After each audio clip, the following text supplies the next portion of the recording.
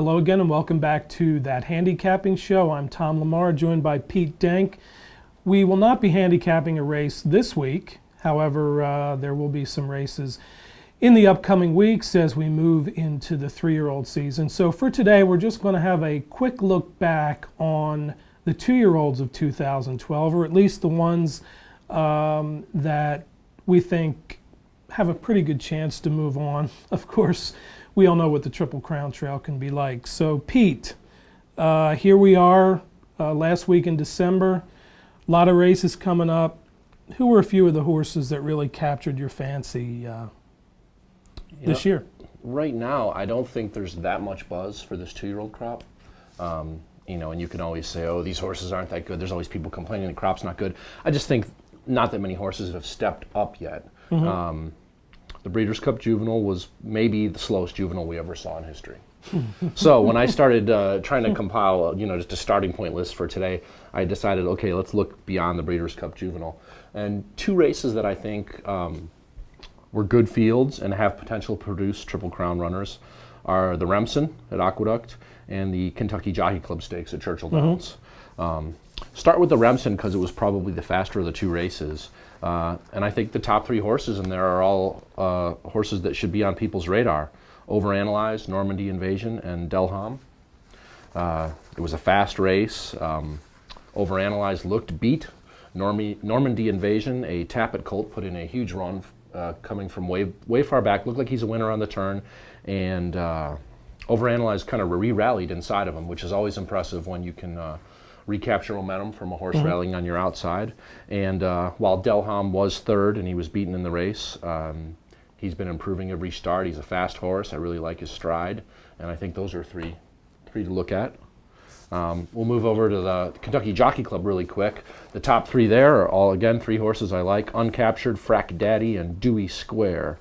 Any of these catch your imagination when you watch this race? Well, Uncaptured is a very interesting horse. He had run on the synthetic track at Woodbine, but clearly he's adjusted well to dirt. And he's won at Churchill Downs, which I always add points to a horse that's won at Churchill Downs. Dewey Square is interesting. The same thing, had run at Churchill, and he is on the list of nominations for the January 1st Gulfstream Park Derby. We'll see if he shows up. Of course, there's a lot of horses on that list. There may only be a field of 8 by the time they draw the entries. But yeah, I'm looking forward to that race. Of the three, Dewey Square was third, beaten a length and a half. I think he might have the best Derby pedigree of the three. He's by Bernardini, out of Something About Betty, a forestry mare who had some graded stakes formed. So I think he's one to watch if you looked at that race and saw the top two and didn't think about Dewey Square. Go back and watch that race. He ran a pretty good race, and it was only his third career start, as it was for Frack Daddy. I think those are both very talented horses. Uncaptured's a Lionheart. We haven't seen a Lionheart make an impact in the Derby yet, True. I don't believe. It's true. It's a little bit more of an early blooming lion, but he's a really nice horse. All right. So those are two races beyond the Breeders' Cup Juvenile that I highlighted. I've got some other ones, but I was curious who you... What about the Futurity at Hollywood Park last week? Was an interesting race. Of course, the winner was Violence, who came from off the pace. It's probably too early to make any kind of predictions, but what I liked about the horse's race is that he had won a couple of sprints on the dirt in New York. Pletcher shipped the horse to California. He adjusted very well to the cushion track, the synthetic surface. It was his first start around 2 turns, a mile and a 16th, and he won extremely professionally.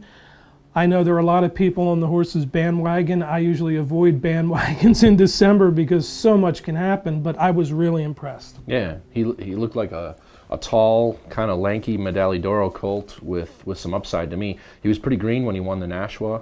And that's impressive to ship out west, win on a new surface. That's what I thought. And I think it further proved that the California two-year-old males so far this year are subpar. It's been very rare for East Coast horses or Midwest horses to ship out and win in California, and that happened in the Breeders' Cup Juvenile and in the Hollywood. Exactly. So, the drawback of this, of course, is that if history holds, we may only see these horses another 2 times before the Kentucky Derby. Yeah, especially the way trainers are approaching the race now. So It's very hard to watch a horse progress beyond this point unless the horse just looks lights out in 2 more stakes before the Kentucky Derby. I hope that's not the case, but that's been the case. Yeah. I want to throw 3 more horses at you really quick. Long River. He's an AP Indy colt. He's the first foal out of Breeders' Cup Distaff winner Round Pond. I believe it was still called the Distaff when she won it. It was. Long River was second to Delham in a good maiden at Belmont Park, and then he broke his maiden at Aqueduct, going 1 mile and 70 yards, I believe. Again, he's an AP Indy colt. He looks like a classic distance horse to me. Really liked how he won. It was another case where he kind of was on the inside. A horse came up outside of him, and he held him off. He beat Mr. Palmer, who's a pretty nice horse, who had finished distance second to Frack Daddy at Churchill Downs. Palace Malice. Curlin colt that impressed at Belmont and Saratoga. I believe he came up with sore shins following the maiden win, but he's fast. And knowing what I think we know about the Curlins, I think they're pretty gutsy horses. I think they're going to get better at 3 and get better with distance. So Palace Malice showing the speed he did, he's an interesting candidate for the Triple Crown for Dogwood Stables and Todd Pletcher. And then my wild card horse, who I actually think is one of the most talented 2-year-olds that I saw this year in America, and that's Noble Tune. He's never run on dirt. He's 2 for 3 all on the turf. He finished second in the Breeders' Cup Juvenile Turf behind a good European horse, George Vancouver. If you get a chance, if you want to check out Noble Tune, go back and watch that Breeders' Cup Juvenile Turf. He did not get a great trip. He got stopped 1 or 2 times. Really good-looking horse, and his pedigree, he's on a bridled song out of a Stormcat mare. No reason that's not a dirt pedigree, and I love how this horse moves on the track. I agree. So let's see what Chad Brown and Mr. Martin Schwartz and Delridge Farm have in store for Noble Tune. Love to see him try dirt. Well, I'll be curious where he shows up next time. And of course, it'll start again on January 1st with the Gulfstream Park Derby. There's also the spectacular bid, which is a 6-furlong race for 3-year-olds. But when they're lightly raced, I'm sure the trainers may be looking longer in the future. So that's it for this week's That Handicapping Show. We will be back next week. Merry Christmas, Happy Holidays. For Pete, I'm Tom. We'll see you next time.